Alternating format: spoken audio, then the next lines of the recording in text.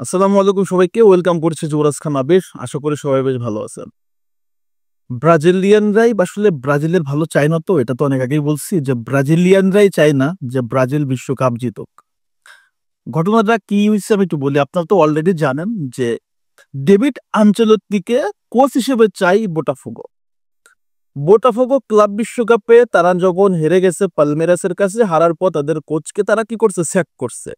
Brazilian লিগের মূল সমস্যা হচ্ছে দুইটা তিনটা ম্যাচ হারলে কোচ স্যাক করে দেয়। এটা হচ্ছে তাদের একদম মানে কি বলা যায়, এটা তাদের কালচার। একটা কোচ যে সুযোগ পাবে লং টাইম, কোচের উপর আপনাদের ভরসা নাই। তো তারা এই মুহূর্তে চাচ্ছে যে ডেভিড আনচেলত্তিকে তারা কোচ হিসেবে নিতে চায় বোটাফোগো, টাকা যত লাগুক, কারণ বোটাফোগোর মালিকে বা টাকার অভাব নেই। কিন্তু এটা মনে রাখতে হবে বোটাফোগোর যে কার্লো আনচেলত্তি আসছে এবং তার ছেলেকে নিয়ে আসছে ব্রাজিলকে হেক্সা মিশন পূরণ করার জন্য।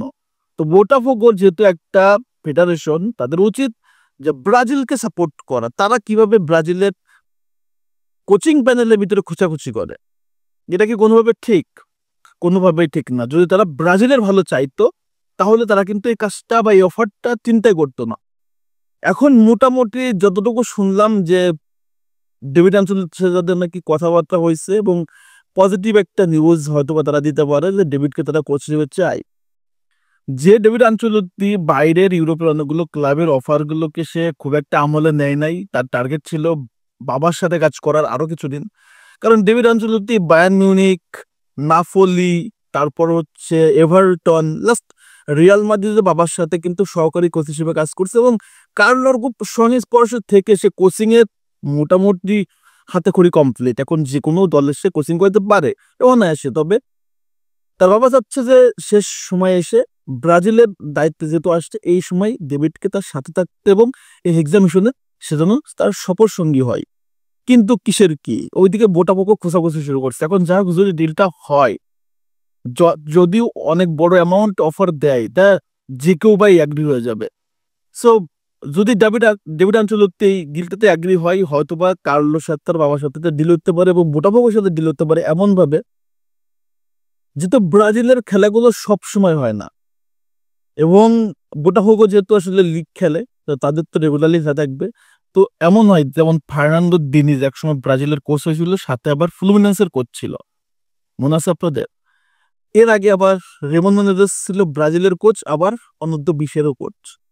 সো যদি এমন হয় যে বোটাফোগোর কোচ থাকবে ডেভিড আনচেলত্তির পাশাপাশি, যখন ব্রাজিলের খেলা থাকবে তখন সে ব্রাজিলের সার্ভিস দিবে, যদি এমন কন্ডিশন থাকে, তাহলে আমার কাছে মনে হয় যদি ডিলটা হয়ে যায় তাহলে অন্তত এই কন্ডিশন রাখা উচিত। তাহলে কার্লো আনচেলত্তি আর ডেভিড একই দেশেই থাকতেছে, কথা যোগাযোগ হবে এবং অল টাইম কার্লো ডেভিডকে পাশে পাচ্ছে।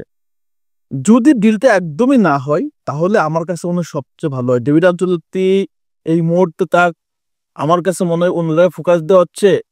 ব্রাজিলের বাবার সাথে ফোকাস একটা জায়গায় দিয়ে ব্রাজিলকে বিশ্বকাপটা জিতানোর পর যদি বিশ্বকাপ দুই বাপ্পেটা মিলে জিতাইতে পারে, বিশ্বাস করেন ডেভিড আনচেলত্তির ইউরোপের এর চেয়ে বড় বড় অনেক বড় মোটা অঙ্কের অফার আসবে ডেভিডের কাছে, কোনো সন্দেহ নেই, আমি বিশ্বাস করি। সো ডেভিড আনচেলত্তি কোন সিদ্ধান্ত নেবে জানি না, তবে সিদ্ধান্তটা যেন এমন হয় যেটা ব্রাজিলের জন্য পজিটিভ হয় এবং কার্লো আনচেলত্তির সাথে যেন আসলে কাজ করার সুবিধাটা থাকে।